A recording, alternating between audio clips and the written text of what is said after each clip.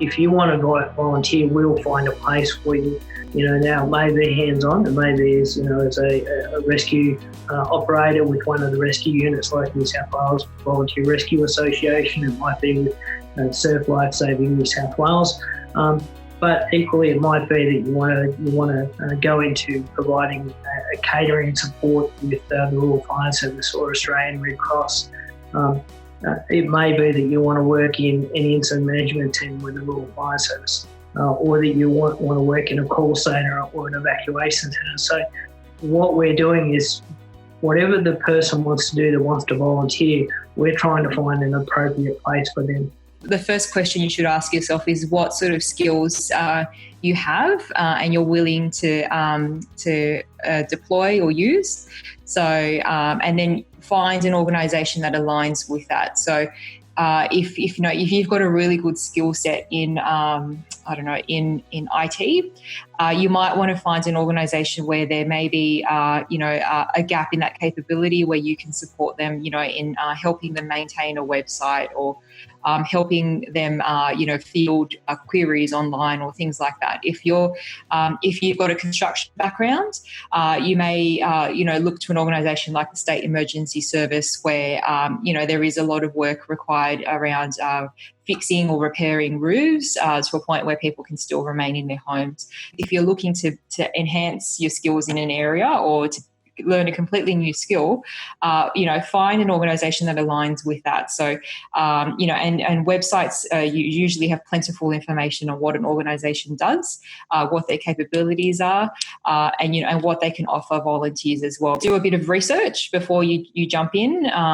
because sometimes you don't want to necessarily have an unrealistic expectation for what you think an organisation is going to offer you. Contact your local units or your local brigades or your local organisation and have a chat to someone about, what they do and get a feel for whether you think that's somewhere you would see yourself fitting in and operating. If you've identified there's a specific need that no other agency, no other organisation, no other charity in the area is supporting, so a niche, you can always approach an agency that I think or an organisation that you think best aligns with that need and talk to them about that. And there may be scope for maybe an individual little unit or team embedded within that organisation or agency to support that specific need.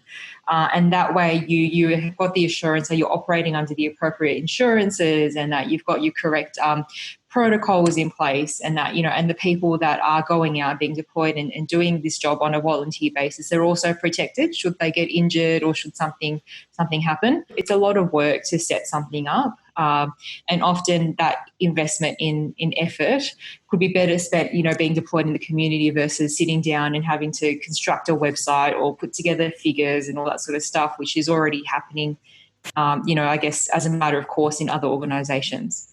Active volunteerism means that you need to take the time to be informed about what the arrangements are. You need to work with the agencies that have the legislative responsibility, and equally they have that same responsibility to make sure that if you've got a desire to help your community, that we take that on and that we work actively with you. As a volunteer, first and foremost, you're part of a team.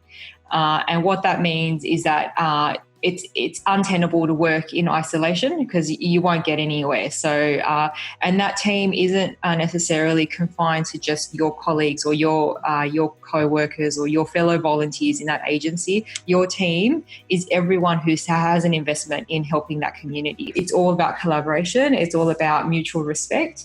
And it's not necessarily saying that one agency, does something better than another. Different agencies approach things differently. As a volunteer, it's really about just maintaining that objectivity around what you're doing and also not losing sight of the big picture, which is that you're helping the community. All too often we have volunteers and emergency services and government working to do the same thing, but we're almost in a siloed approach to where one doesn't know the other exists. We've got a website that New South Wales Office of Emergency Management runs called emergency.newsouthwales.gov.au. and it takes you into all of our plans and arrangements. Really what we want to do is we want to ensure that the community is well as informed and volunteers as well informed as what the arrangements are, both with the legislation and the plans and the supporting plans. Now, if you decide that an area that you want to volunteer might be with the Rural Fire Service, or it might be with the SES